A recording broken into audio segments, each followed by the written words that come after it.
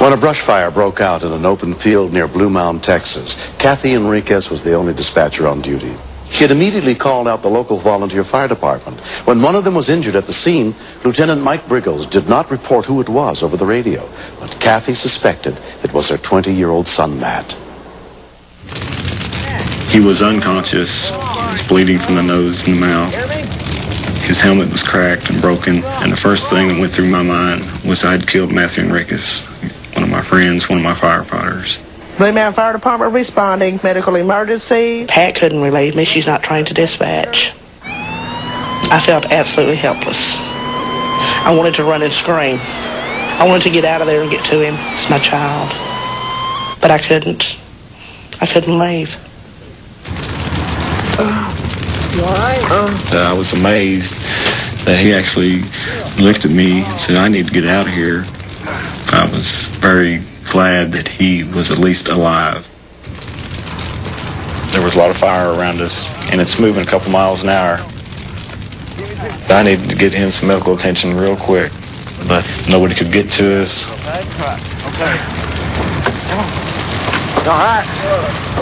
He stood up by himself and got in the truck, and that was good enough for me. I was going to get him out of there and get him across to the command center. All right, you in? Yeah. Okay, we're going to get you out of here. Hurry.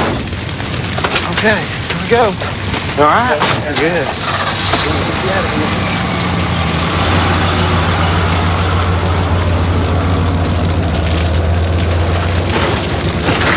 He was in pretty bad shape, and I knew I'd done it.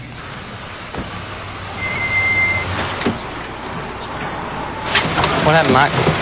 I ran him over in the fire truck. I think he fell out. Matt, you hear me? It was very evident that I ran over his head. It was very evident that I backed over his midsection with the tire. I know it's going to hurt. It's a feeling I'll never forget. Okay. He was one of my firefighters that was under my command. I know it's going to hurt. And I'd felt that I'd hurt him real bad, if not killed him. C1, any change in status on the firefighter? 10-9. 10-9, Blue Mound. 10-9 means I can't understand you. You're going to have to repeat. I ask again. Down to C1, firefighter status. 10-9, Blue Mound. They kept saying 10-9 because they knew I was dispatching. City Secretary Pat Stokes was a friend of Kathy's.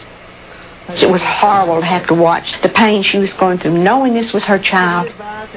I was so impressed at her professionalism. She stayed right on her job. She did right what she was supposed to do. And there were tears. There was fear. It was just like you could cut it with a knife. But she was there. Matt's friend, regional ambulance paramedic Jim Davis, arrived within 10 minutes.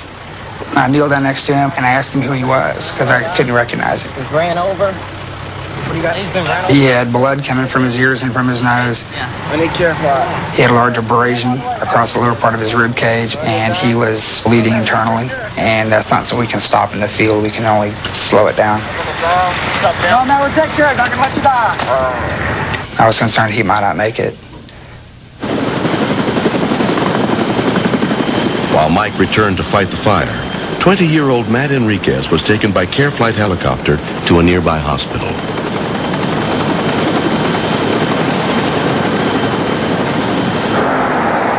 Kathy joined her husband Manuel at the hospital as soon as she was relieved from duty.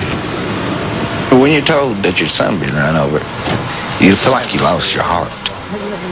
No, not yet. Because when you love someone, you don't want to see them hurt.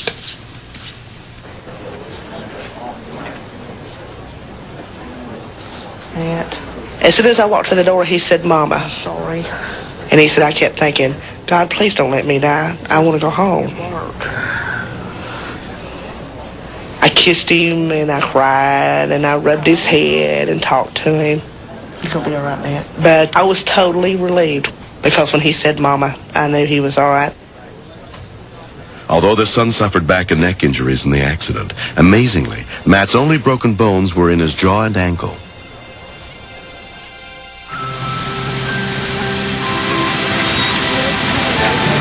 Feed the fish? It's probably catching that lake up there.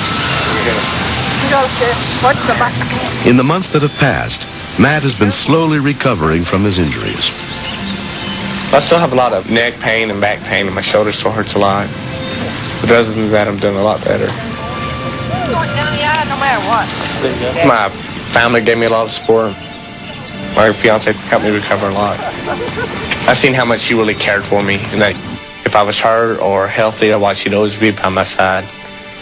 5 months after the accident, Matt and his girlfriend, Tabitha Jackson, were married.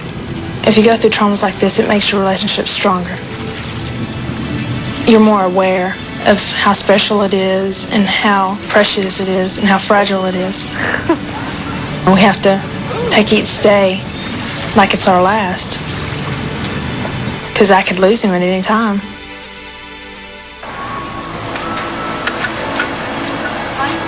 The reason the accident happened is because there was a lack of communication on the fire scene. I should have told Mike that I was getting off and where I was going to be.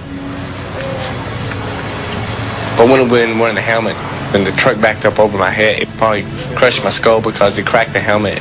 Just a shield. The mud helped out a lot also because it was an extra cushion. That's about all I did in my head. Without this, if I wouldn't have been wearing the helmet, it'd have killed me. Safety's first. Saved my life. Because if you get hurt, there's no way you can help anyone else out. It's your last time, ain't it? Yeah. Better be. Firefighting is dangerous. Accidents happen. Oh, no. Some are freak accidents, some are misjudgment, and some are just flat mistakes. Won't be the first time you got wet washing a truck, right? I'm still amazed that Matt is alive. Anybody that's run over by a fire truck shouldn't come out like he did. Did you go to fireman's school? So I'm very happy that he made it through that day.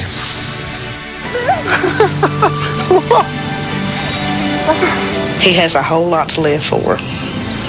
He knows that his family will stand beside him. It doesn't matter what he goes through. Stop it. There's a lot of good people watching out for Matthew.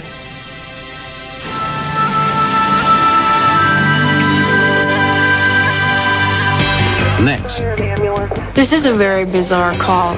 I wondered how she got the phone when she told me she was calling me from her tree.